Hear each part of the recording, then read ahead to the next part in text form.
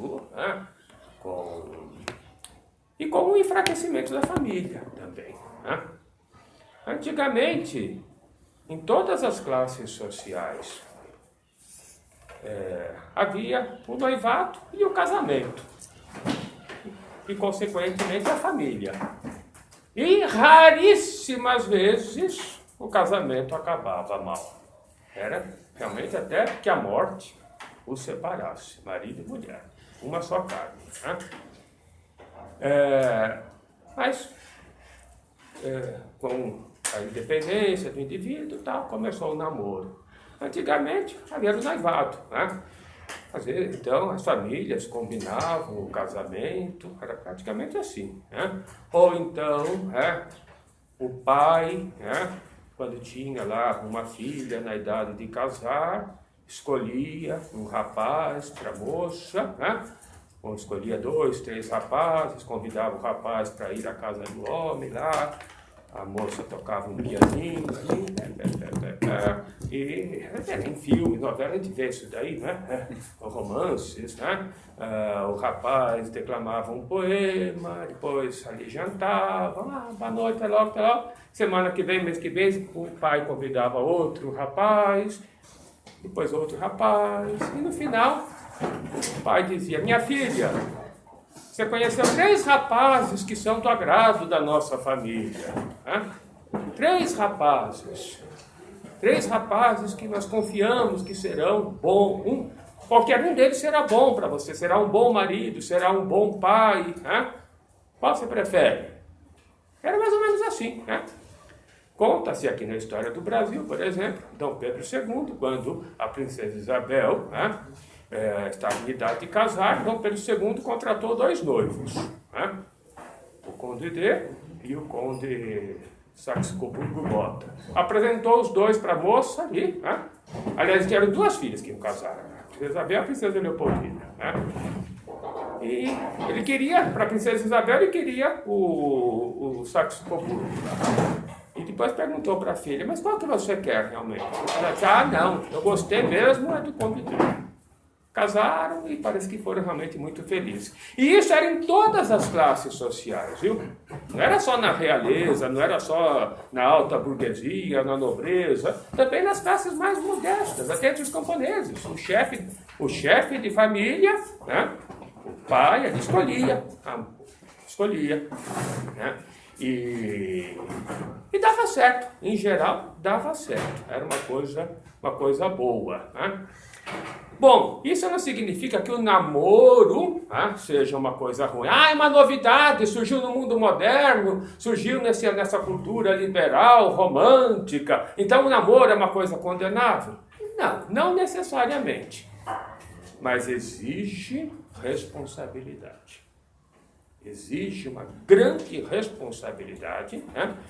Porque aquele período, aquele espaço de tempo em que um rapaz e uma moça, tendo recebido uma boa educação, com muita responsabilidade, muita prudência, já na idade oportuna, fala-se ali, a partir dos 17, 18 anos, um rapaz e uma moça começam a se frequentar, em vista já de um noivado e depois um casamento, sempre com reta intenção. Não é namoro brincadeira, não é um namoro ficar. É divertido conversar com aquela menina ali, a menina diz: aquele rapaz é tão simpático, né? É divertido. Não é uma distração, não é um passatempo. Então, é uma coisa moderna, é uma coisa atual e é uma coisa importantíssima. Não é brincadeira, porque se trata de constituir uma família. E a família, como dizem os sociólogos, os tratadistas, é a célula básica de uma sociedade. Ainda aqui, semana passada, semana retrasada, quando nós tivemos um encontro sobre modéstia, eu li aqui para as senhoras, moças, algumas de vocês estavam presentes, eu acho, né? Um texto muito importante, um texto profundo, do grande jesuíta padre Leonel Franca, né? Que dizia assim: quando uma civilização, uma sociedade tem uma crise política, não é grave, é uma coisa passageira. Grandes civilizações tiveram crises políticas. Crise econômica pode judiar da população, impõe sacrifícios, austeridade, mas não é coisa grave. Entretanto, quando a crise se instala na família, quando o mal se instala na família, é toda uma civilização que pode desaparecer. Né?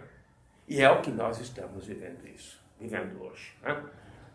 Em geral, crise econômica, crise política é decorrente de uma crise na família, na instituição familiar. Né? Já na antiguidade, pensadores, filósofos diziam, né? A sociedade política, a organização política, nada mais é do que reflexo da sociedade civil. E a sociedade civil, uma boa sociedade civil, como ensina o Catecismo de São Pio X, não é a soma de indivíduos soltos, não é um rebanho, né? É um conjunto de famílias bem organizadas. Né? Bom, o namoro, então, é esse período em que o rapaz e a moça se frequentam, né? Procuram se conhecer, deve ser breve, deve ser uma coisa pública, não deve ser clandestino, escondidinho, né? As ocultas do pai, da mãe, dos irmãos, dos parentes, não, deve ser uma coisa pública, né? Todos ali da comunidade devem saber, né? Deve ser breve, né? Conhece esse bom, né, que tem ali, e já logo em seguida passam para o noivado, né, que deve também ser breve. Né? O padre Luiz Carlos Lodi, numa apostila, diz que deve no máximo durar 2 anos e meio o noivado. Né? Então devem ali ver se realmente se estimam, né, se eles têm estima um pelo outro, né? Se apreciam as qualidades, não só as qualidades naturais, físicas, mas as qualidades espirituais, morais, né? Se eles têm simpatia um pelo outro, e até o padre Lodi explica bem a diferença entre a estima e a simpatia. Né? A simpatia é um prazer estar na presença do fulano, né? A moça diz, é um prazer, né? Mas não é porque a voz dele é agradável, porque ele é bonito. Né? Não, isso não basta. Isso não basta. Né? Tem que ser algo mais profundo. Né? Uma certa afinidade, realmente. E ele diz, pode haver estima sem simpatia. Né? Porque nós podemos estimar muitas pessoas, né? Reconhecer qualidades, né? As pessoas, méritos, mas não temos muita simpatia. Né? Não temos simpatia. Mas reconhecemos o valor da pessoa. Né? Então a simpatia tem algo mais. Né? E ele diz, outra coisa que é importantíssima, né? É adquirir confiança. Né? Adquirir confiança. Eu sei que eu posso unir a minha vida àquela moça. A moça diz, eu sei, eu confio que eu posso unir a minha vida àquele rapaz. Né? Então, confiança. E outra coisa importante ainda, né? Terem o mesmo ideal. Né? Terem os mesmos ideais. Né? Aqui envolve muita coisa, implica muita coisa. Né? Os valores morais, religiosos, né? Uma série de coisas. Né? E voltando à simpatia aqui, né, também um requisito importante, né? Não é, para que haja simpatia, não é necessário que tenham exatamente, né, os mesmos gostos. Não é necessário. Né? É bom que haja afinidade. É bom. Né? É bom.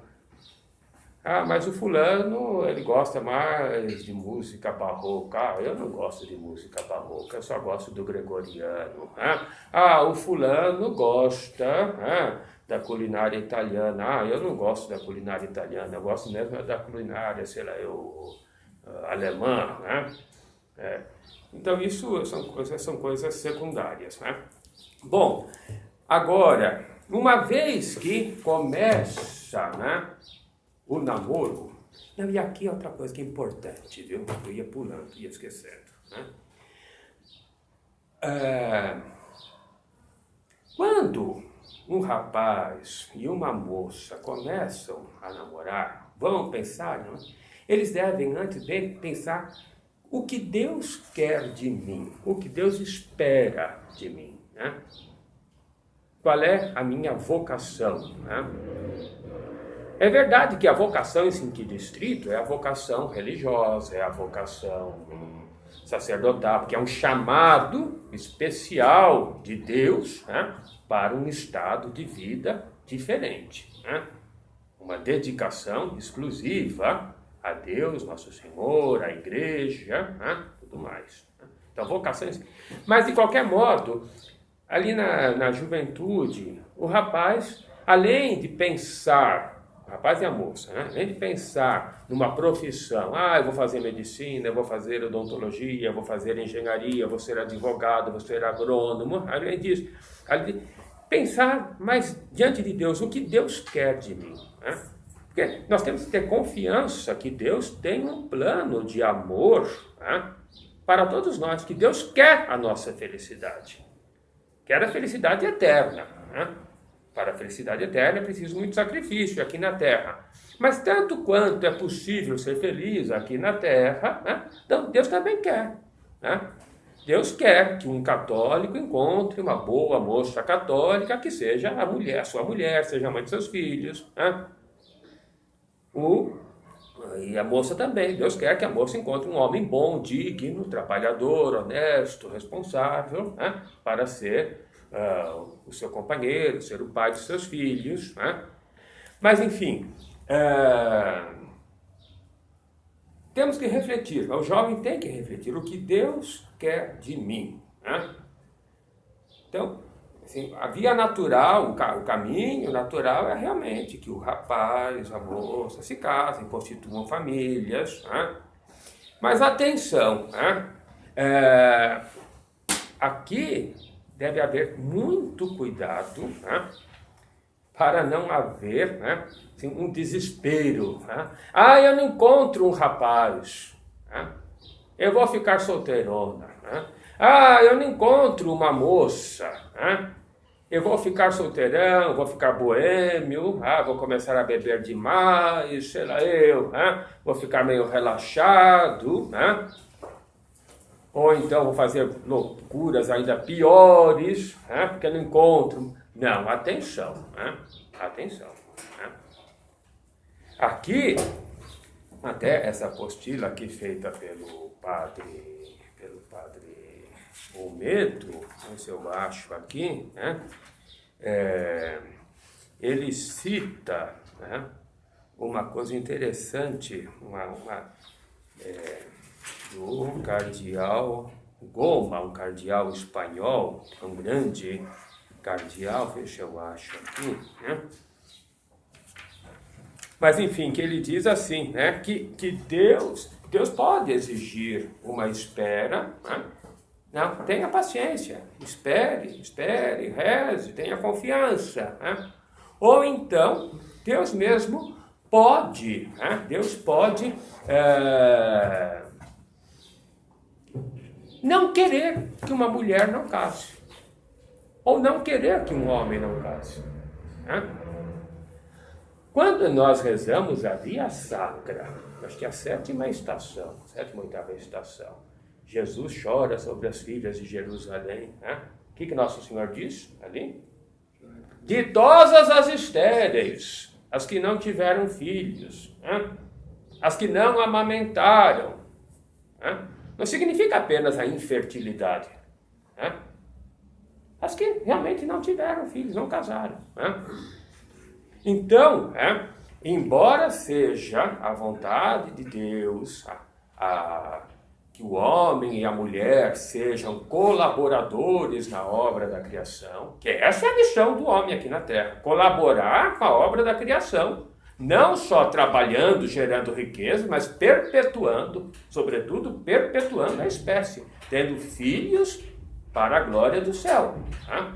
Sendo generosos, abertos na transmissão da vida, né? Mas pode haver casos, né? Pode haver casos em que Deus realmente não queira. E não significa, é uma frustrada. Não, são os desígnios insondáveis de Deus, né? E nós temos que aceitar, né? Temos que aceitar. Eu conheci uma senhora que era solteira, a sociedade, vulgarmente solteirona, era uma mulher feliz, uma mulher honesta e feliz. Foi uma professora de grupo escolar, como se dizia antigamente, excelente, né? Era estimadíssima dos alunos, né? Foram gerações e gerações de crianças que passaram pelas mãos daquela professora. Ela era queridíssima. Quando ela saía à rua, nossa, o que havia de homens já casados, olha, foi minha professora que ia cumprimentar e levava os filhos e tudo mais. Era queridíssima dos sobrinhos, né? Dos sobrinhos. Eram todos eles como filhos espirituais dela, né? Ela exerceu uma maternidade de outra forma, né? De outra forma. E quando morreu, nossa, parece que foi pranteada mais do que muita mãe por aí, né? Porque era uma pessoa que tinha, por assim dizer, exercido uma maternidade de uma forma diferente, né? Aqui o cardeal Goma, achei aqui assim. O cardeal Goma, primado da Espanha, durante a Guerra Civil Espanhola, dizia sobre o tema: consulte, interrogue, reze a Deus, espere, o noivo chegará a seu tempo. Se não chegar, não sofra. É que talvez a senhorita sofreria mais se ele viesse. E Deus e seu anjo da guarda querem livrá-la de uma vida amarga, né? Então, isso é uma coisa realmente importante, sabe? Não, que não haja aí uma precipitação, né? Que não haja nenhuma imprudência, nenhuma fobia, né, de ficar solteirão, ficar solteirona, né? Mas aqui que seja feito tudo com muita discrição, com muita seriedade, né? Isso ajuda, né, a encontrar a pessoa ideal, seja o rapaz, seja a moça, né? E outra coisa também, né? Aqui, insisto nisso. A reta intenção. O namoro não deve ser brincadeira, não deve ser passatempo, distração, né? Divertimento. Nós vamos ao churrasco juntos, nós vamos ao shopping center juntos, nós vamos ao cinema, nós vamos à sorveteria juntos, né? Isso para falar de lugares lícitos, né? Hoje em dia nós sabemos como está a sociedade aí, né? Como está a sociedade, né? Então, é para fazer a vontade de Deus, né? É para ganhar o céu e não para ter só uma vida prazerosa aqui na Terra, né?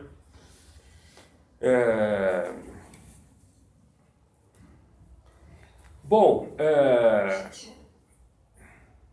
então, namoro breve, né? Na idade certa. A questão da idade, né, para começar um namoro ali, né? Aqui as apostilhas aqui falam a partir dos 17 anos. Mas hoje em dia, né, dadas as condições econômicas tão difíceis, tão críticas que nós vivemos, né? E como às vezes, né, a moça vai fazer uma faculdade, né, vai fazer medicina, sei lá, vai fazer um curso muito longo e tal, né? Então, é preferível até deixar o namoro para mais tarde. deixar para mais tarde. Né? Pode haver amizades, né?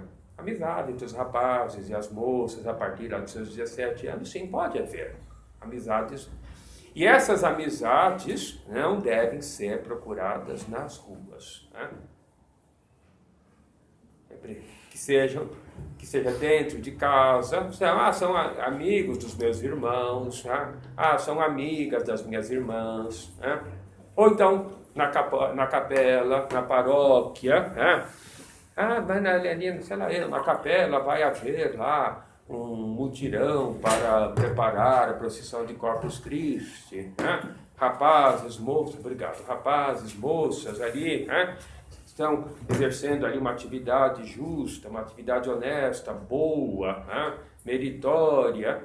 Olha aquela convivência ali, quem sabe, daquelas conversas ali, conversas boas, honestas, sadias, pode surgir um namoro. Então, o namoro ali deve começar em ambientes bons, honestos. Ambiente familiar, amigos dos meus irmãos, amigas das minhas irmãs. Então, amigas ali da capela, né? Enfim, nesses ambientes ali é que se deve, né? E quanto à idade, né? Que levem em conta isso, né? Que um namoro prolongado não é bom, um noivado não é bom, talvez seja preferível, então, que haja uma amizade durante muitos anos, né? E depois, no momento oportuno, sim, não, ali, então, já é namoro, noivado, né? E daí já vão se preparar, né? Bom, daí, mas começado o namoro, né? Começado o namoro, depois o noivado, como devem ser os encontros, né? À vista de todos, não podem ficar sozinhos. Né? Um rapaz e uma moça não podem ficar sozinhos. Né? Eles podem ter conversas particulares, honestas, mas podem e devem. Né? Então, à vista de todos, né? Mas pode ficar longe do ouvido de todos. À vista de todos. Né? À vista, mas longe, que fiquem longe do ouvidos de todos, podem. Porque eles vão tratar de assuntos particulares, próprios.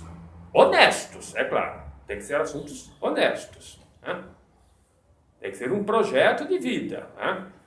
Vamos ver se realmente eles nutrem estima um pelo outro, se eles têm simpatia, se aquela simpatia que a princípio podia ser só uma atração, quem sabe uma coisa de atração até sensual, sei lá eu, né?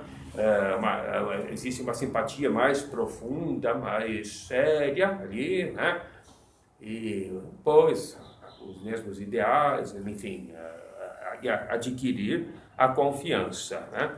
Mas não podem ficar longe, absolutamente não. Né? Isso seria uma irresponsabilidade. Né?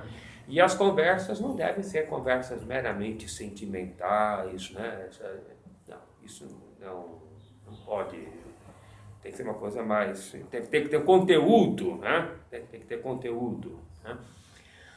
Agora, o início realmente do namoro.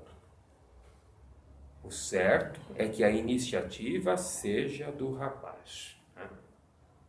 O homem conquista, a mulher é conquistada. Né? Isso que é o certo. Né? E a moça séria não aceita a primeira proposta. Né? Não deve aceitar. Vamos conversar, vamos esperar, né? Vamos ver aqui, né? Vou falar com a minha mãe. Né? A mãe deve acompanhar, viu? A verdadeira confidente ali, né? É a mãe. É a mãe, né? Deve acompanhar. Né? E iniciado o namoro, né? Se verificarem, né, que um não é para o outro, enfim, que não combinam, né, que termine tudo com elegância, honestamente, com boa educação, né, sem briga, sem discussão, sem injúria, sem ofensa, né? E aqueles assuntos tratados entre o rapaz e a moça morrem ali, entre eles. A moça tem que ter a honestidade, né, de ser ali, tem que ser discreta. Eu vou falar para as minhas amigas, né? Não. O rapaz é assim, é assado, tem tal costume, ele tem tal dificuldade, ele tem isso, tem aquilo. Né? Não, aquilo o assunto tratado entre eles fica ali entre eles. Né? E o rapaz também tem que ter a elegância, né, de não comentar com os amigos, né, como que é a moça ali, né? Tem que ser uma coisa realmente muito discreta, muito séria, né? Honesta, né?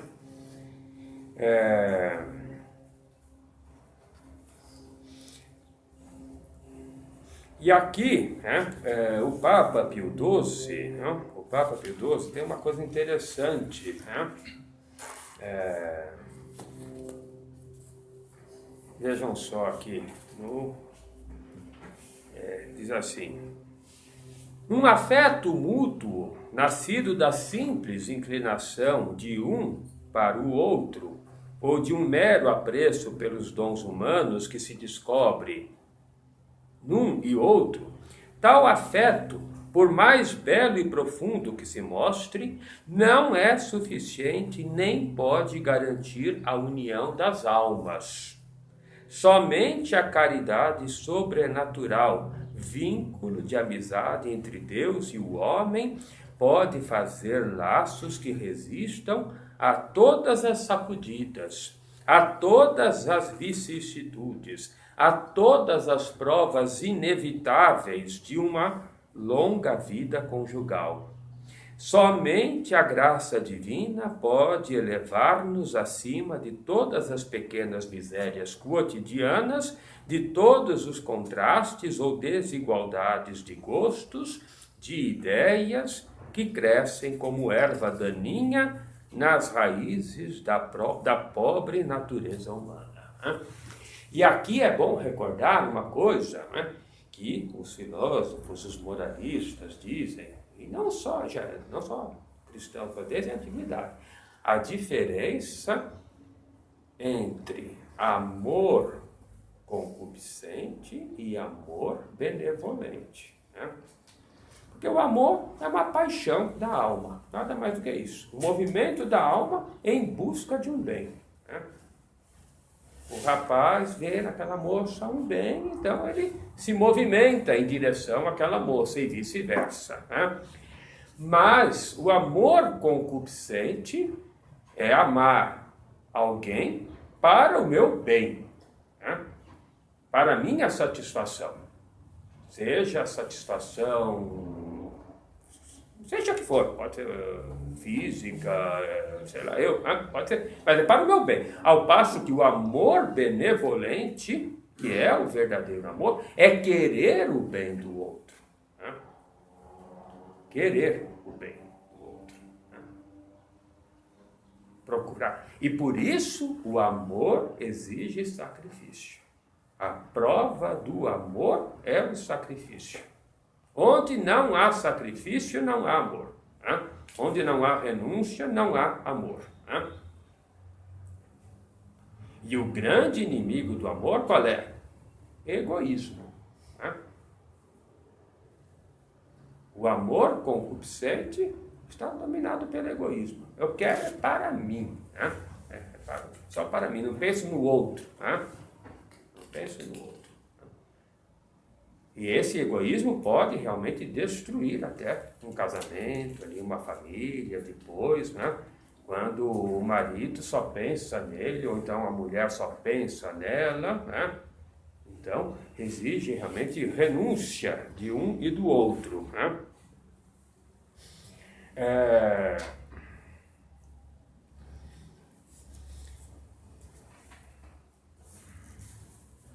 Vocês querem perguntar alguma coisa? Não sei.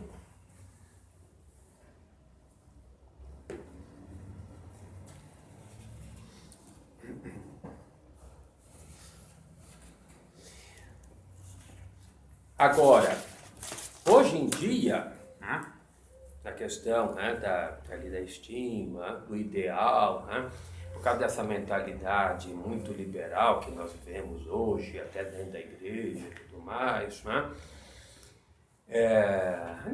Mas hoje em dia as pessoas aceitam tudo ali e tal, né? Não, é preciso que realmente haja algo em comum, né? Valores comuns, né? Então, a igreja, né, sempre, né, evitou, né, o casamento misto, o casamento entre pessoas de religiões diferentes, né?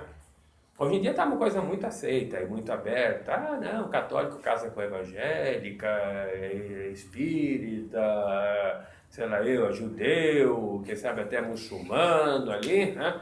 Não é bom. Não é bom. Não é bom isso daí, viu? Pensando até na educação dos filhos depois, né? Vai ser sim motivo de conflito. Vai ser. As crianças não vão ter, né, um referencial. Não vão. Né? Vão ficar confusas as crianças depois. Né? E outra coisa, pode haver depois até uma mentira. Né? Uma mentira. Eu aceito sim que meus filhos sejam casados na igreja, sejam educados na igreja católica, e não são coisa nenhuma. Né? Vão ser criados em alguma denominação religiosa qualquer aí. Então, a questão religiosa deve ser resolvida. E como nós vivemos hoje uma grande crise na igreja, e existe católico de todo tipo por aí, né? Quem é pela tradição católica deve procurar, sim, casar com um católico da tradição. Porque, por exemplo, se uma mulher, né, é super carismática, sei lá eu, né, e tudo mais ali, né, entre, por favor, tem cadeira aí? Tem uma cadeira aqui, né? Sei lá eu. E o rapaz é um católico da tradição, que gosta da liturgia beneditina e tudo mais, do catecismo de São Pio X, né? Vai haver ali conflito, vai haver diferença entre eles. Né? Vai haver. E esse problema eu conheço dentro da minha família. Né? Então, isso aí deve sim ficar bem resolvido, né? A questão, né, da religião. E outra coisa ainda que deve ser levada em conta, a família, de onde vem o rapaz, a família, de onde vem a moça. Quando casam, né, casam com a família, viu? Casam com a família. O rapaz não casa só com aquela moça, ele casa com a família daquela moça também, e vice-versa. Né? Eu estou disposto, né, a conviver com aquela família ali, né, por toda a vida, né? Vai ser a minha sogra, vai ser... Eu sei que é muita piada em torno da sogra, né? Mas vai ser a avó dos meus filhos, ela vai ter direito de conviver com meus filhos vão passar temporada na casa da minha sogra, e assim por diante, né? Os tios. Então, é um fator que deve ser levado em conta, sim, né? A questão da família. A questão da educação, até assim, do nível social, né? Um casamento assim, de muita diferença, né? Implica dificuldade. Não digo que seja impossível, hein? Não digo que seja impossível, mas implica dificuldades que terão de ser bem administradas, vai ser muita sabedoria, enfim, em uma palavra, vai representar dificuldade. E é uma coisa que deve ser levada em consideração antes de casar. Antes de casar. Né? Eu conheço o caso de um homem que casou com uma mulher muito rica. Né? Ele não era pobre. Ele era assim, tinha uma posição boa, mas a mulher era muito rica. Gente muito rica, gente assim, de alta sociedade, lá de São Paulo. E quando foi casar, o homem teve uma postura muito elegante. Naquela época só existia casamento de comunhão de bens, né? Era a regra. A comunhão de bens era a regra, né? Ele disse para o sogro: eu não quero comunhão de bens. Né? Eu não vou querer a comunhão de bens, eu não vou querer, né? Porque ele percebia que havia lá algum comentário, algum cochicho ali na parentela e tudo mais, né? Olha, vem esse daí, aí, né? Tudo mais. Eu acho que foi uma atitude correta dele, né? Embora, quando se casam, sejam uma só carne, né? Não existe o meu e o teu, mas o nosso, né? Isso que é o certo, que é o ideal, né? É uma comunhão de vidas, né? Os dois passam a ser uma só carne, né? Mas isso eu estou dizendo aqui só para mostrar, né? Que a questão assim, uma diferença social muito grande deve ser levada em conta, né? Que pode implicar ali dificuldades. O que vocês pensam disso, hein? É um assunto que a gente pode aqui... Não, o pastor está exagerando, sei lá eu, hein? O que vocês acham disso, hein? Ei, concorda? Concorda? Não? Sim. Principalmente com casar com a família, porque esse casa é com o pacote inteiro. Exatamente. Casa com o pacote inteiro. Casa. Eu conheço um caso também de uma mulher que casou até com um homem bom. O homem era bom. Havia uma certa diferença social entre eles, mas ele vinha de uma família assim, de gente bem grosseira, sabe? Gente bem grosseira. E ele não era assim, um homem fino, a moça era uma mulher fina. O pai dela não queria o casamento. Não queria o casamento de jeito nenhum, né? Mas não conseguiu impedir o casamento. Viveram até a morte, viu? Mas a mulher sofreu muito. Né? Porque era, enfim, dificuldade de... Então, tudo isso deve ser levado em conta, né? Uma vez uma mulher me disse: padre, eu gostava muito de um rapaz. O rapaz tinha qualidades, o rapaz era bom, né?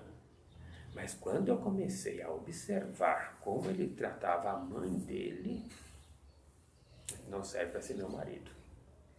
A mulher me disse. E não casou com ele. Não serve para ser meu marido. Porque se ele trata a mãe dele desse jeito, se o comportamento dele é assim dentro de casa com a mãe dele, como que eu vou ser tratada depois? Não casou. Não casou.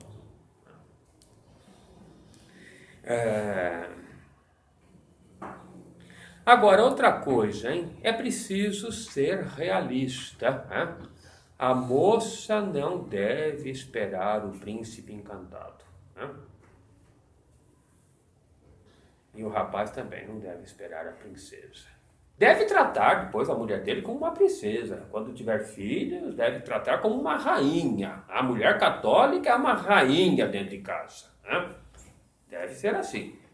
Mas não existe perfeição, né? Qualidades e defeitos todos temos, né? É preciso admirar as qualidades, ajudar a aprimorar as qualidades, a aperfeiçoar, buscar a santidade. A mulher deve, eu vou ajudar meu marido a se santificar, a buscar a perfeição e vice-versa, né? Mas não existe perfeição, né? Então, conhecem as qualidades, conhecem os defeitos. Ah, fulano tem esse defeito e eu acho que ele vai levar esse defeito para o túmulo. Estou disposta a suportar esse defeito dele. É o caráter dele, a índole dele, ele não vai mudar. Muito bem, aceita. Aceita para toda a vida, né? Isso deve ficar bem claro, né? Quando um conhece o outro ali, qualidades e defeitos, né? Agora, outra coisa, dada a miséria humana, não esqueçam que pode haver dissimulação. Ocultar os defeitos e fingir as qualidades. Infelizmente, né, pode haver ali uma certa hipocrisia. Então, é preciso que no namoro, né, isso seja bem testado. Né, no noivado, ali até, né, bem testado. Ele aparenta essas qualidades. Será que ele tem realmente essas qualidades? Né? Será que ele tem? Fique ali, se puder, cutuque ali, para ver, né?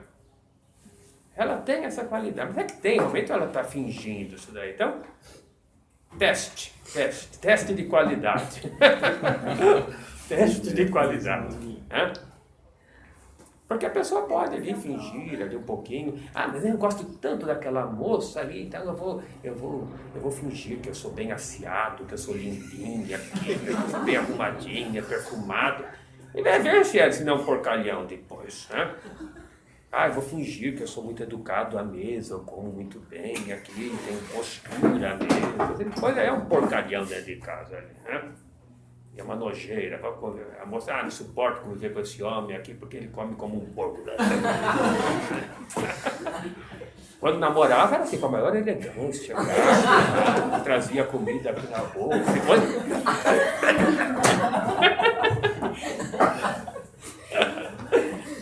Então tem que testar, né? Tem que testar. Né?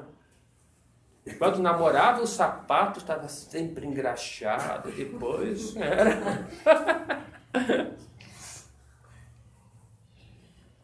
Então tudo isso tem que ser levado em conta, não? Será que eu esqueci alguma coisa? Vamos ter mais coisa aqui, né?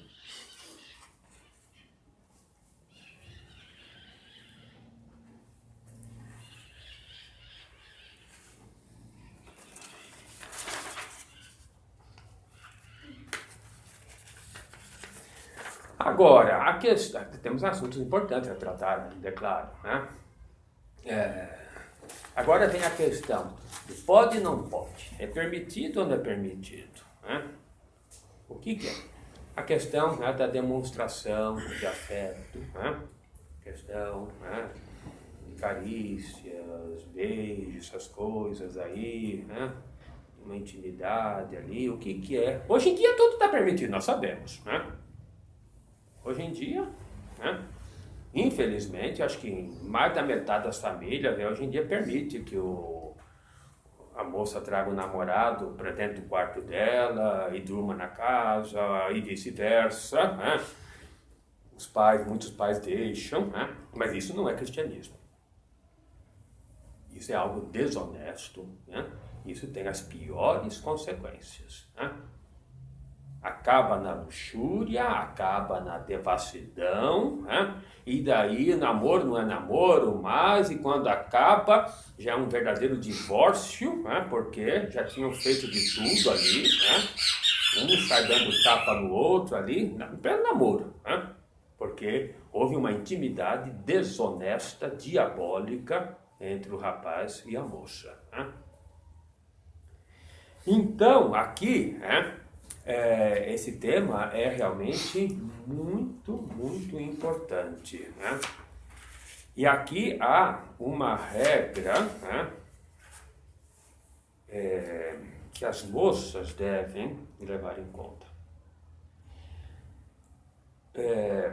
O homem é fisicamente mais forte do que a mulher, todos nós sabemos, né? Mas espiritualmente, né, a mulher é mais forte do que o homem, né? A mulher, né, às vezes recebe ali um beijo, casto, sei lá uma manifestação de afeto, ali alguma carícia, só como manifestação de afeto, né? Mas ela não percebe, né, que para o rapaz aquilo é algo mais. Já está no campo da sensualidade. Né? É algo que incendeia, acende o fogo da sensualidade no corpo do rapaz. Né? Então, é preciso tomar muito cuidado. Não pode haver beijo na boca. Não pode. No namoro, não pode haver. Né? Não pode. Porque isso já é algo de preparatório para o ato conjugal. Né? Já é algo preparatório para o ato conjugal. Né? Aqui, vocês vejam, aqui o que diz, aqui, eu tenho aqui nessa apostila aqui,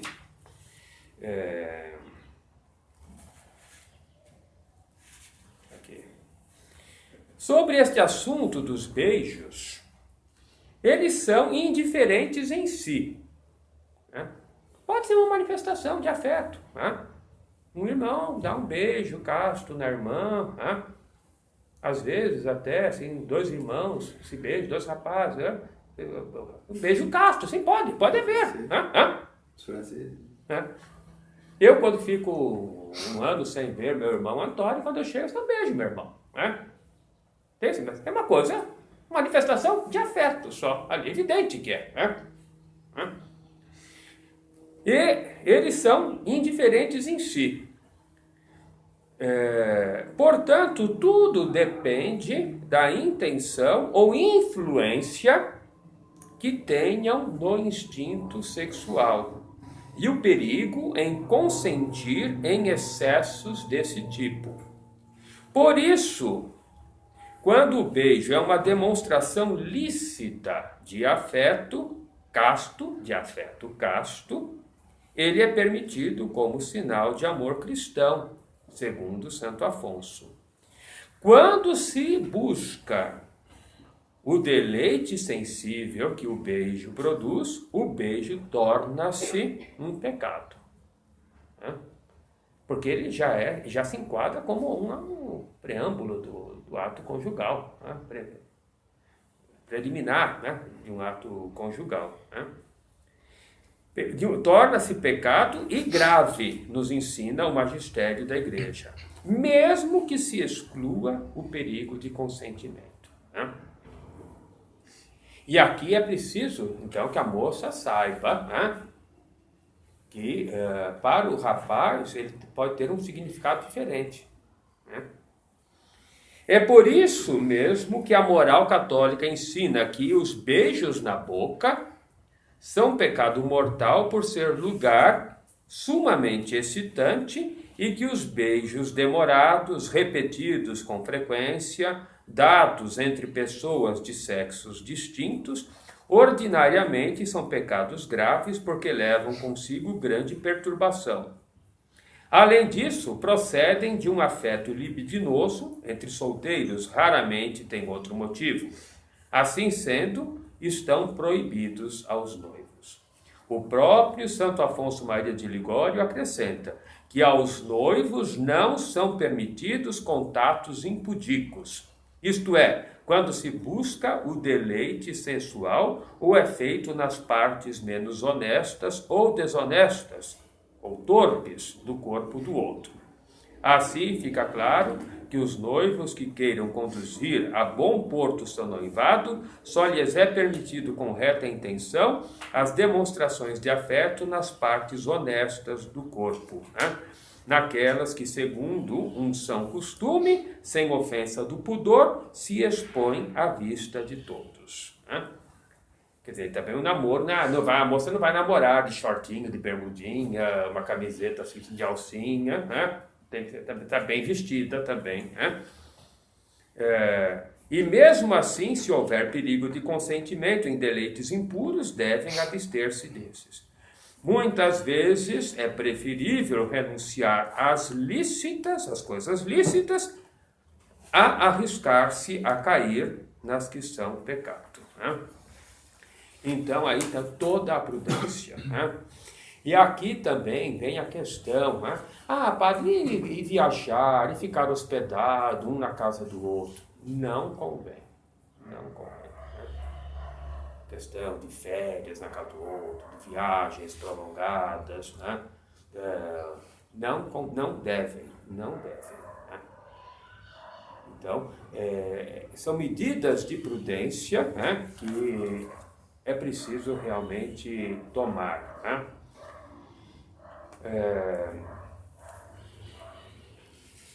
E aqui, né, é preciso de uma coisa, né?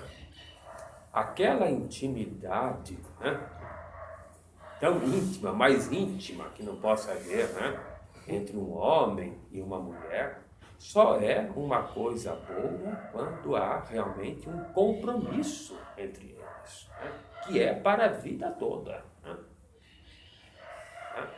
Fulano, né, recebe aqui como sua legítima esposa, né, fulana de tal, né, fulana recebe, né, por seu legítimo esposo, fulano de tal, né? Eu vos declaro marido e mulher. O que Deus uniu, o homem não separe. E é por toda a vida. Né?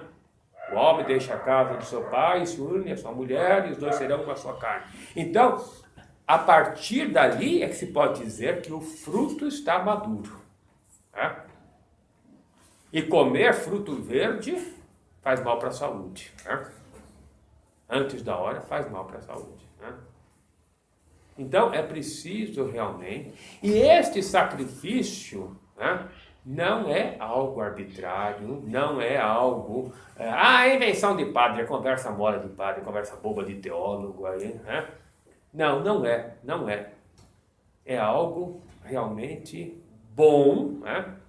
É algo que assegura o bem da própria pessoa, né? A dignidade do homem, da mulher, né? E a estabilidade da família. Né? Sem um namoro cristão verdadeiro, sem um noivado, né? E depois sem uma família bem constituída, não pode haver sociedade boa, não pode haver, né? O homem não pode ser feliz. Né?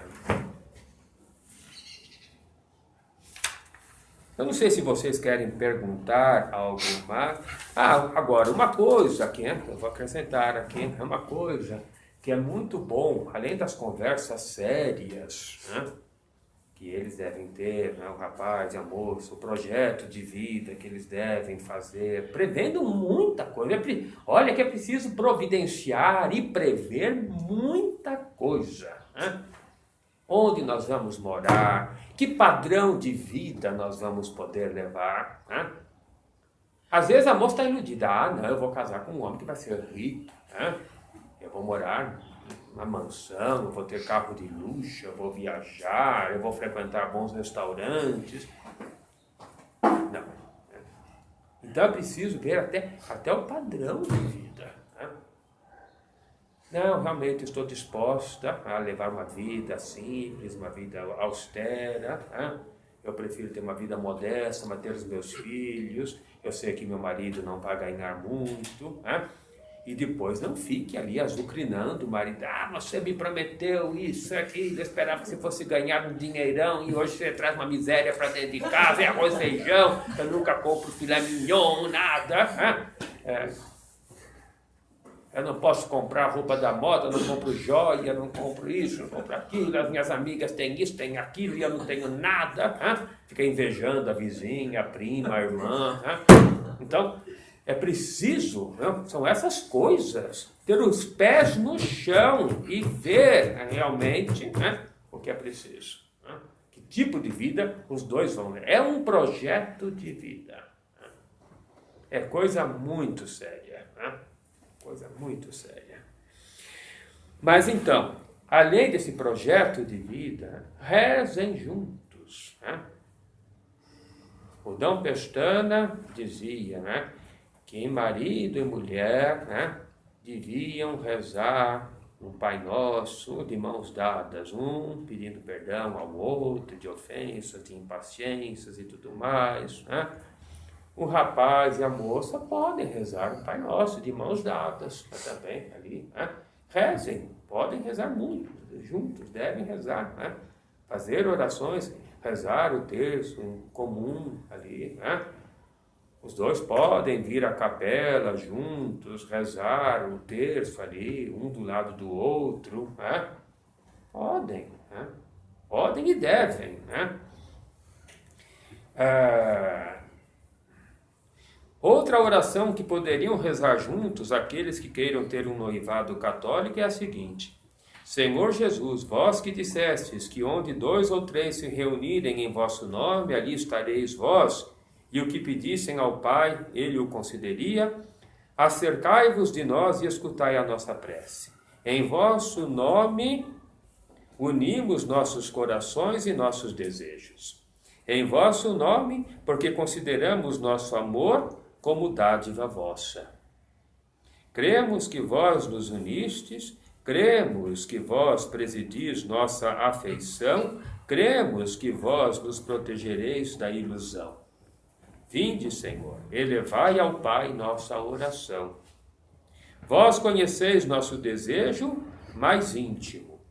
Queremos que essa unidade que estreitastes entre nós seja duradoura e santa, que imite de algum modo aquela unidade que vós, com o Pai e o Espírito Santo, possuís e possuireis eternamente.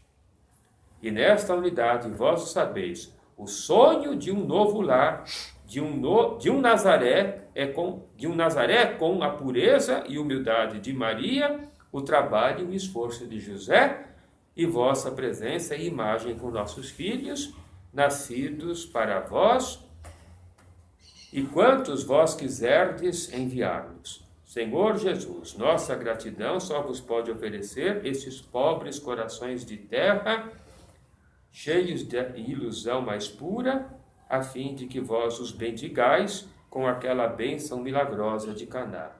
Convertei, Senhor, nosso amor de hoje, limpo e simples, em fecundo e doce vínculo matrimonial. A mãe do belo amor intercede por nós. Ela se compadece de nós e nos ama. Vós fareis o milagre, para que creiamos mais em vós, na glória de vosso Pai e nosso, que convosco e o Espírito Santo vive e reina por todos os séculos dos séculos. Amém. Muito bonita a oração, né? Muito bonita. Eu não sei se vocês queriam perguntar alguma coisa ou não. Só uma coisa que eu acho que é útil aqui, viu? Dada a miséria humana, né? É muito comum aquela tentação, né, de o rapaz dizer para a moça: não, é prova de amor. Se você me ama, você me deixa. Você se deixa beijar mais por mim. Né? Eu quero prova de amor. E o rapaz vai avançando em cima da moça. Né? É prova de amor. Se você não me ceder, isso não é amor. Você não me ama. Né? Não caiam nessa conversa. Ele me pedia prova de amor. Foi por prova de amor que eu cedi. Prova de amor. Né?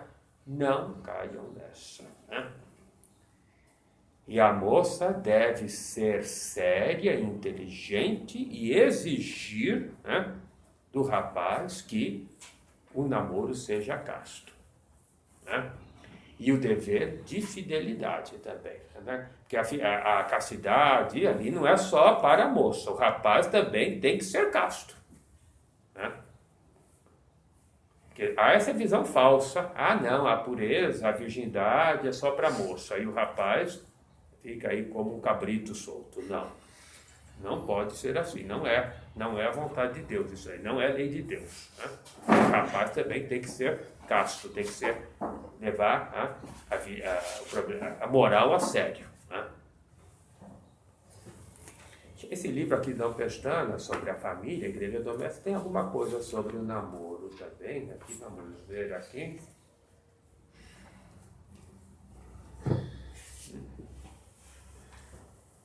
Então ele começa dizendo que os pais devem ter essas regras, né, bem vivas na consciência para ensinarem aos filhos mais tarde, né, Depois ele dá a definição de namoro, entende-se por namoro o tempo no qual um jovem e uma moça, movidos por intenções retas, frequentam-se com o escopo de conhecer-se para um eventual futuro matrimônio. Né? Depois ele fala do problema, dos perigos do namoro, a falta de seriedade, né? O namoro como brincadeirinha, né? E também o perigo do namoro às escondidas, que não pode ser, a família deve ser informada. Né? E depois, aí ele cita uma coisa que, olha que isso aqui é bonito, ele falava muito desse padre aqui, Monsenhor Canovai. Você conhece ou não? Hoje eu estava puxando pela memória e disse que foi realmente um homem de uma vida santa, admirável. Vou procurar na internet se eu encontro isso. Porque o amor exige sacrifício, né? Depois que o padre Canovai morreu, encontraram, entre os escritos dele, ali o diário dele, essa oração: Senhor, não sei amar porque não sei sofrer. Ensina-me a sofrer, ensina-me a amar. Né? Quer dizer, namoro, né? Casamento, amor, exige sacrifício, exige renúncia. Né? Exige mortificação, coisa que não se diz mais aqui. Né? Depois ele reproduz aqui uns trechos de um livro de Albino Luciani, que foi eleito Papa como João Paulo I, né? Papa só por 33 dias, né? Em que ele diz que o cardeal Albino Luciani, né? Fala no primeiro trecho a Pinóquio, né? O imortal personagem do romance homônimo do escritor florentino Collodi, né? Pseudônimo de Carlos Lorenzini, né? E depois fala a namorada dele, né? Então, veja só, interessante aqui. Sobre este assunto do namoro, há quem proponha hoje uma moral largamente permissiva. Palavras do cardeal Albino Luciani. Embora admitindo que no passado houve demasiada rigidez em certos pontos, porque não havia namoro antigamente, como eu disse aqui no começo, né? Não havia, era coisa combinada, né? E noivado e casamento. Embora admitindo que no passado houve demasiada rigidez em certos pontos, os jovens não devem aceitar tal permissividade. O amor deles deve ser amor com A maiúsculo, belo como uma flor, precioso como uma joia e não vulgar como um fundo de copa. Oportuno será que aceitem impor-se algum sacrifício e manter-se afastados de pessoas, lugares e divertimentos que são para eles ocasião de praticar o mal. Namoro não deve começar em danceteria, em discoteca, né? Essas festas mais, né, mundanas. Você dirá, não tem confiança em mim? Sim, temos confiança, mas não é falta de confiança lembrar que todos estamos expostos a tentações. E é amor arredar do seu caminho, pelo menos, as tentações desnecessárias. Veja os motoristas. Encontram pela frente a polícia, o semáforo, as faixas brancas, a contramão, a proibição de estacionar, coisas estas que parecem à primeira vista impertinências e limitações contra o motorista, quando pelo contrário são em favor do motorista, pois o ajudam a guiar com mais segurança e prazer. Então, essas proibições, essas regras também são para o bem, para a segurança desses que estão caminhando aí em vista da construção de uma família, né? E caso um dia tenha uma namorada, tanto faz, seja ela quem for, respeite-a, defenda-a contra si mesmo. O rapaz deve defender a moça contra si mesmo. Quer que ela se conserve intacta para você? É justo, mas você faça outro tanto por ela. E não ligue para certos amigos que contam suas proezas, vangloriando-se e pensando ser super-homens devido às suas aventuras com mulheres. Forte e verdadeiro super-homem é o que sabe dominar a si mesmo e se insere no grupo de jovens que formam a aristocracia das almas. Durante o noivado, o amor deve procurar não o prazer sensual, mas a alegria espiritual e sensível, porque manifestado de maneira afetuosa, sim, mas correta e digna. Agora vem os conselhos para a namorada. Ela lhe chama Dora. Querida Dora, diz a mãe dela, permita que lhe recorde uma lei biológica. A moça geralmente tem mais domínio de si que o rapaz na esfera sexual. Se o homem é mais forte fisicamente, a mulher o é espiritualmente, e até parece que Deus resolveu fazer depender a bondade do homem da bondade da mulher. Se for uma nova, se não for uma nova, se for filha não de Eva, mas de Maria, né? A mulher tem que se transformar, de filha de Eva tem que se transformar em filha de Maria. Né? Amanhã dependerão de você a alma de seu marido e dos filhos. Hoje, a dos seus amigos e a do seu namorado. Precisa, portanto, ter bom senso por dois, a saber, dizer não a certas coisas, mesmo quando tudo parece convidar para o sim. O próprio namorado, se for bom em seus melhores momentos, ser-lhe-á agradecido e dirá consigo mesmo: a minha Dora estava certa. Ela tem consciência e lhe obedece. Amanhã ser-me-á fiel. A namorada fácil demais, pelo contrário, não oferece a mesma garantia e corre o perigo de desacreditar-se desde já, com uma aquiescência desabusada, semi-perigosa, donde brotarão no futuro ciúmes e suspeitas de parte do marido. Interessante, né? Então é isso que eu tinha preparado aí para vocês. Eu não sei se querem perguntar algo, acho que...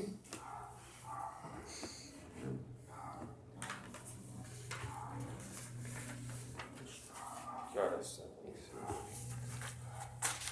Qual a principal diferença no comportamento entre a amizade, o namoro e o noivado? Quais as liberdades que se tem com... Bom, a amizade não é uma coisa assim exclusivista, né? Não é uma coisa exclusivista. É certo que pode haver amizades mais particulares, mas mesmo assim não é uma coisa exclusiva, né? No namoro, os dois começam a se frequentar. Já existe uma exclusividade ali, né? Já existe uma amizade particular, vamos dizer, né? Entre eles. Uma coisa pública, que ali existe uma amizade particular entre eles. Eles estão se frequentando, né? E o noivado já é um certo compromisso, realmente já estão ali, né, preparando de fato o futuro deles, né? Já estão pensando, o rapaz já está pensando a casa onde nós vamos morar ali, já comprou o anel, a aliança, né? Agora, na questão da intimidade física,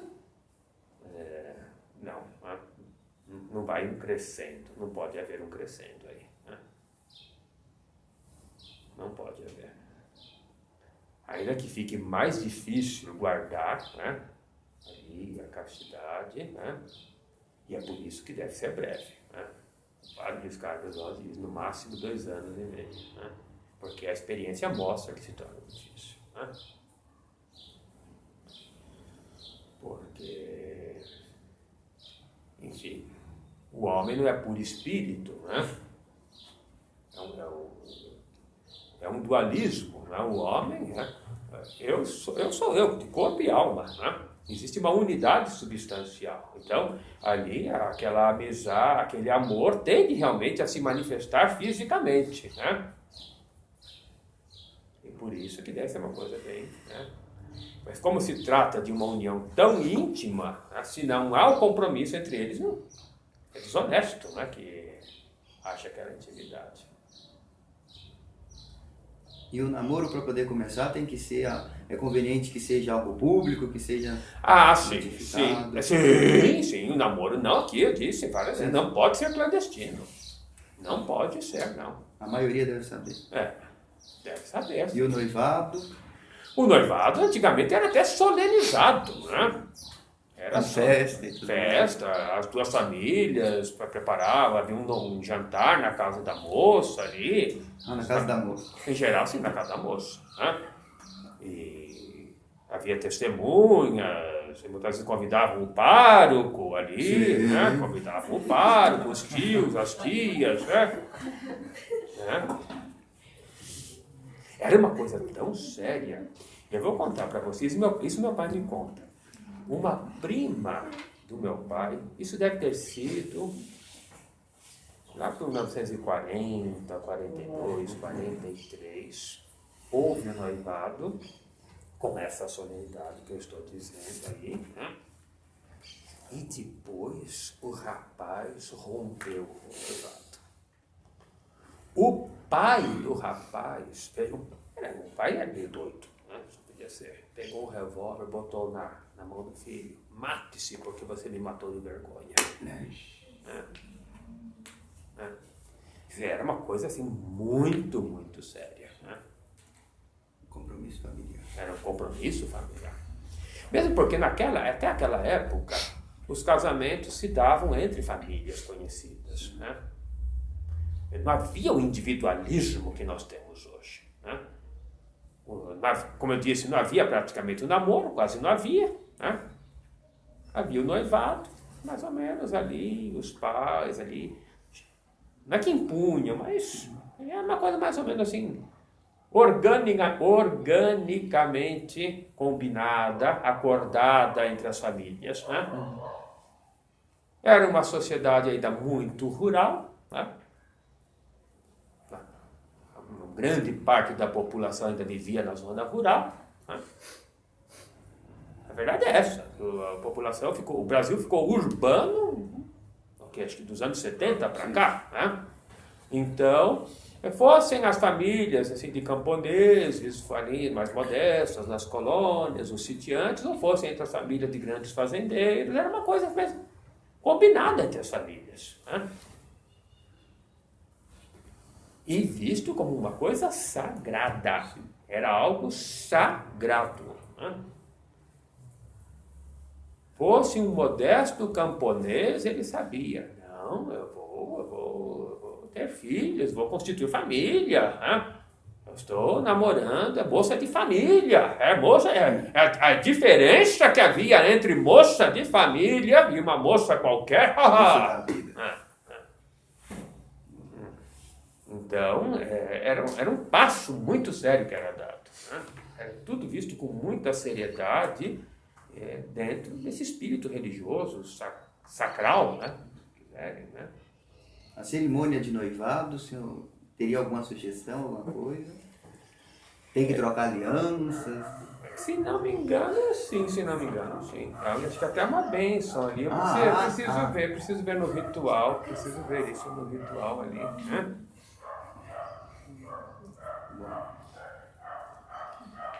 Uma coisa...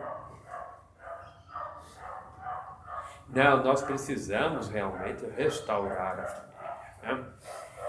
É um grande erro, é uma ilusão querer estabelecer uma sociedade, uma civilização baseada no indivíduo soberano, autônomo, um semideus. Né? Eu tenho CPF, eu sou contribuinte, eu sou eleitor, eu tenho previdência social, eu tenho... seguro saúde, eu tenho automóvel, eu tenho carro, eu sou independente, né? Não devo nada a ninguém, né? nem aos meus pais, nem aos meus avós, né? Não existe mais família. É uma ilusão isso. Né?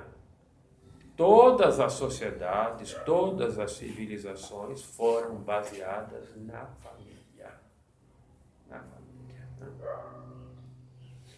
E a verdade é que quando a sociedade tenta, né, organizar-se sobre o indivíduo, ela acaba escravizando o indivíduo, iludindo o indivíduo. O indivíduo acha que é livre, mas na verdade ele está na mão do Estado. Ele está inteiramente na mão do Estado. O meu irmão, agora está passeando lá na Alemanha, ele morou na Alemanha há 25 anos atrás. E agora está lá, passando para cá, ele é casado, já tem filhos grandes e tal. E agora ele me mandou um WhatsApp dizendo que ele foi conversar, né, com as pessoas, amigas que ele conheceu lá há 25 anos atrás. Né? A Alemanha, país de primeiro mundo, né, é o cerne da União Europeia, é o pilar, a coluna da União Europeia, aquela mulher lá, Angela Merkel, é considerada ali, né, a cabeça da União Europeia e tal. Ele me contou assim, João, você não faz ideia do descontentamento. Aqui, eu conheci uma mulher que está aposentada, depois de não sei quantos anos de trabalho. Ele disse lá o valor, o salário dela, agora não me lembro quantos euros lá, não sei. Ela não se conforma, porque quem não trabalhou recebe do governo quase tanto quanto ela. Quer dizer, todos ali, né, vagabundos, né, viciados, é uma sociedade de degenerados, uma grande, né, graças ao Estado, recebendo os benefícios do Estado. Né, benefícios. A família é destruída, né, mas se acham independentes porque tem tudo dado pelo Estado.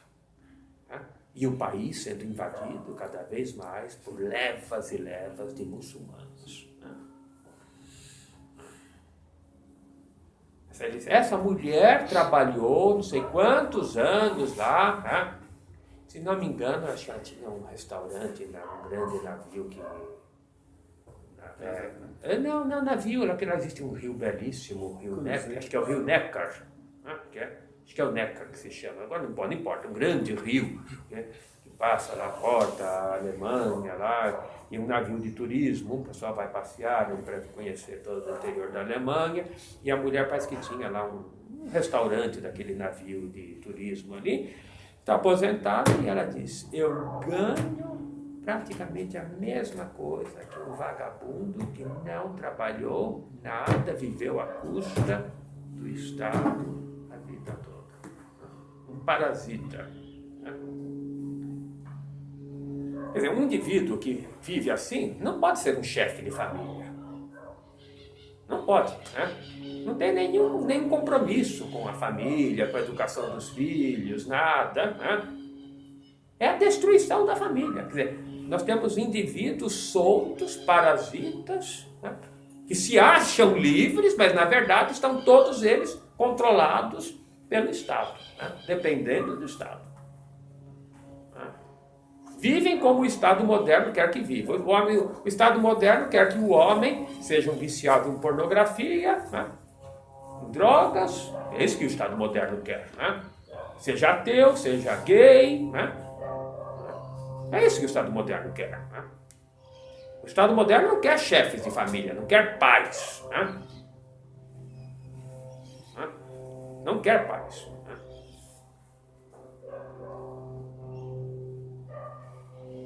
Então, é um caos que nós vivemos, né? E agora a nossa missão é criando assim, círculos, né? Comunidades de famílias que ainda guardam a fé, guardam os princípios morais, né?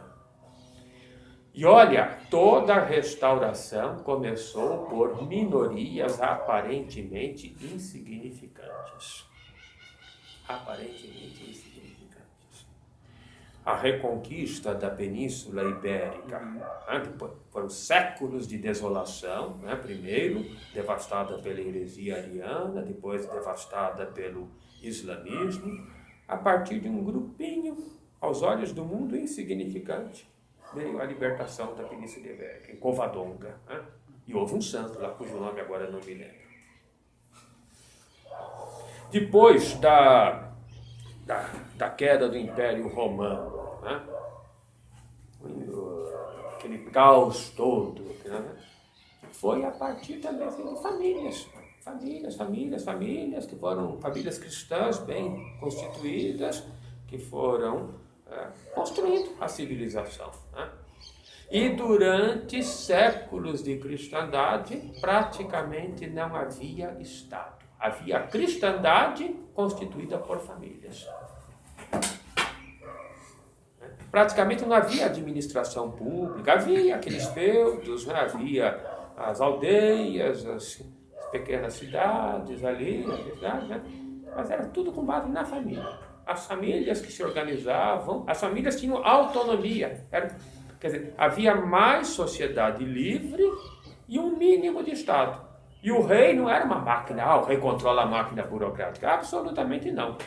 O rei, o imperador, o príncipe, era apenas ali um princípio de coesão da sociedade, né?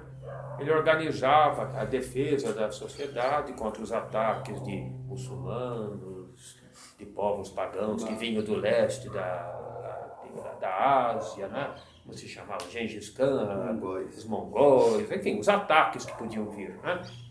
Então, o rei ele não controlava uma máquina burocrática, não, era só ali, né? O princípio de coesão, né? E também o homem que podia assim, organizar a segurança no caso de ataque, né? Estou falando demais, né? Uma coisa leva a outra. Né? Falem vocês também. Né?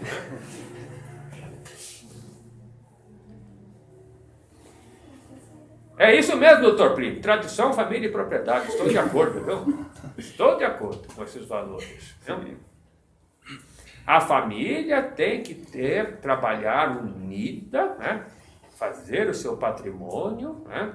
Ter independência econômica, isso que é o ideal, né? E não ficar dependendo do Estado, né?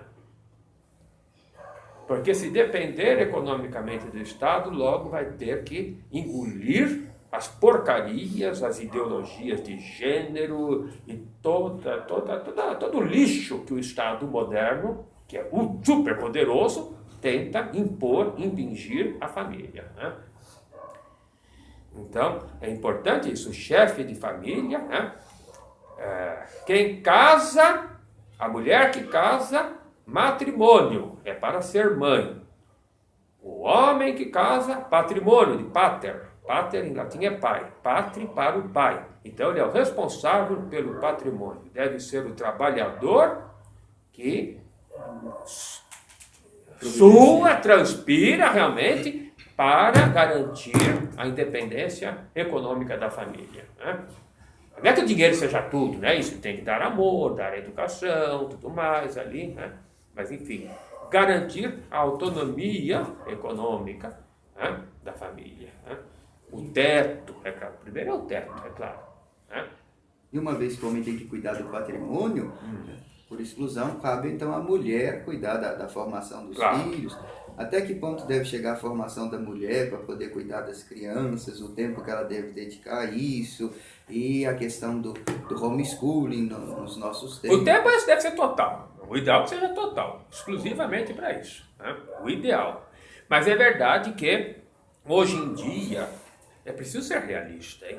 Porque eu estou falando aqui de cristandade, aí é coisa do passado. Nós temos que enxergar a realidade que nós vivemos. A verdade é que hoje em dia, muitas e muitas vezes, é necessário que a mulher, né, realmente trabalhe, exerça uma função econômica, né, garanta, né, também a subsistência, né? E, aliás, existem profissões muito compatíveis, que se harmonizam perfeitamente, né, com os deveres de esposa e mãe de mãe, né, de dona de casa, né? Aqui não é para adular a Vitória, mas eu acho que, por exemplo, aí a sua profissão ali, né, você pode exercer perfeitamente, né? Tem ali o seu consultório ali, trata dentro das crianças, trata dentro dos seus filhos, o consultório ali dentro da sua casa, você estabelece seu horário de trabalho, né? Não é professora, é professora de história. Muito bem, vai ser professora de história. Não, vai ser professora de português, de inglês, dá suas aulas ali, não sei quantas horas por semana. Depois vai ensinar inglês para seus próprios filhos, ensinar. Então, e tem uma fonte de renda. Também você, Tereza, como arquiteta, pode perfeitamente. É questão de saber harmonizar. Existem outras atividades que são mais difíceis de conciliar.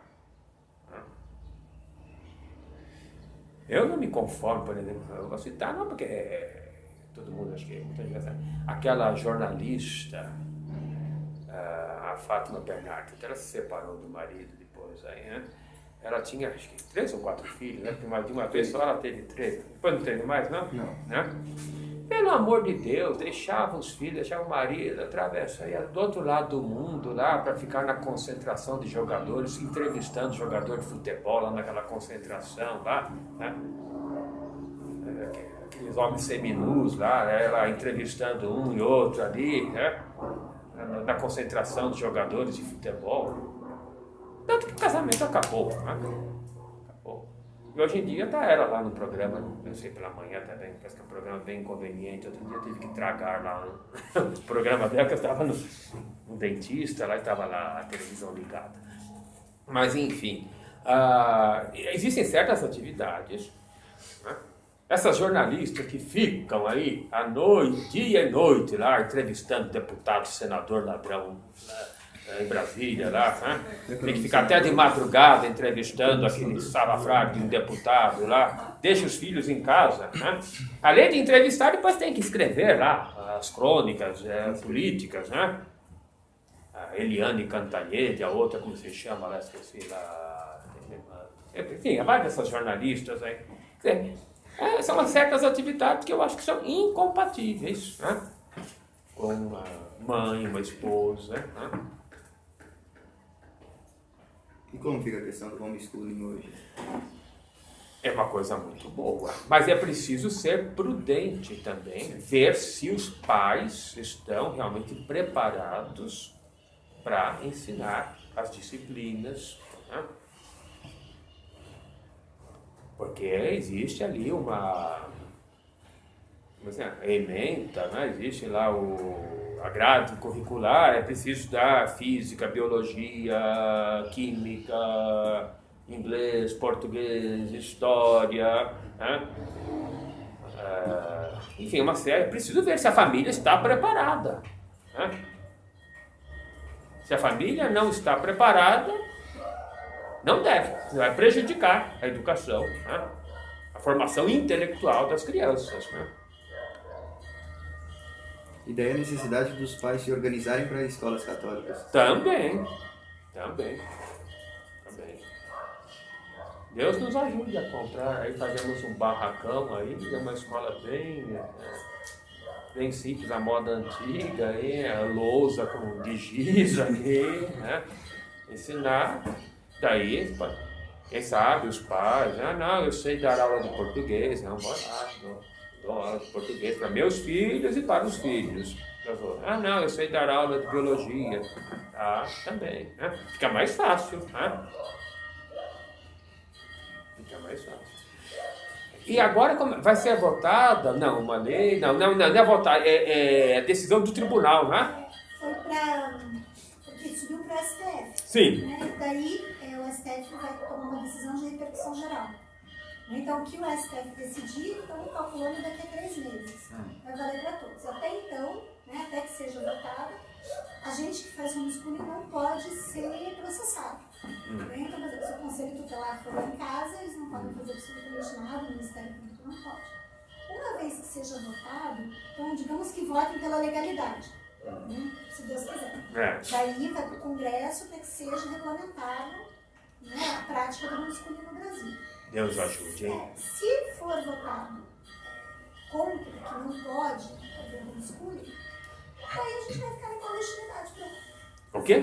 Assim, muitas famílias estão decididas a ficar na clandestinidade. Sim. Como, de certa forma, já é mais ou menos assim. Sim. Né? Calcula-se que 9.000 famílias façam homeschooling no Brasil. Sim.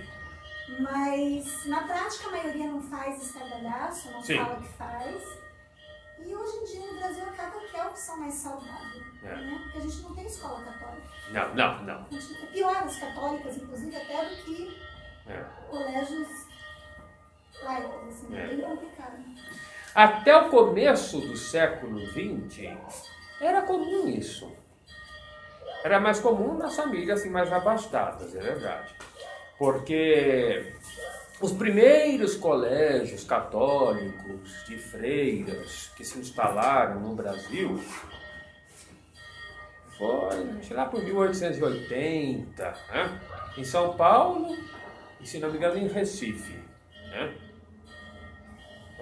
Foram as primeiras congregações de freiras, né, de religiosas e educadoras que chegaram ao Brasil e fundaram colégios, né? E logo os colégios delas ficaram abarrotados, os pais mandavam.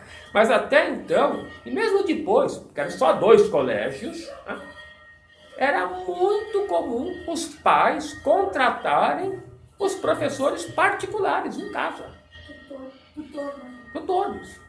Contratavam. Era professor de inglês, era professor de francês, todas as disciplinas. Vinham ensinar em casa as crianças, né? E aprendiam. Depois o Estado foi crescendo, né? Querendo tomar tudo. Mas estão otimistas, padre. Então, que bom. Vai ser votado porque está na mão do Barroso. E aparentemente o ministro Barroso é tão liberal que ele é daqueles que acha que pode tudo. Então por que não poderia também um estudo? Foi o que eu ouvi. Vamos ver, porque é liberal, mas é liberal contra a família. Né? Isso aí é para escravizar as crianças, a família quer escravizar as crianças, né? O Estado é que liberta, né? Liberta para, no caso da Alemanha, o vagabundo aqui na mão do Estado, né? Eu acho. Eu não estou otimista. Não. Eu acho. Mas assim, pelo menos tem milhares de famílias que estão preparadas para, não sendo uma decisão boa pra gente, ainda assim continuar fazendo. Aí pelo mundo afora, como é que está, hein? Na Alemanha é proibido. Na Alemanha é proibido? Parece que eles perseguem as famílias homossexuais. Diz que alguns países da África, mas é interessante porque, por exemplo, as universidades dos Estados Unidos, as melhores, Harvard, preferem os alunos que foram educados em casa. Olha só. Por quê? Porque os alunos que são educados em casa, eles têm capacidade de raciocínio maior, são melhores leitores, né? Têm um espírito crítico, estão acostumados com o autodidatismo, então eles sabem estudar e aprender sozinhos. Então, é uma coisa boa, não só moralmente, mas academicamente. Sim. Né? Então, o que na escola demora uma semana para aprender, em casa é 20 minutos. Né? Tanto eu estou em agosto. Né? No começo, eu já terminei todos os livros didáticos de todas as crianças, praticamente. Então, agora eu estou, como se diz, enchendo linguiça.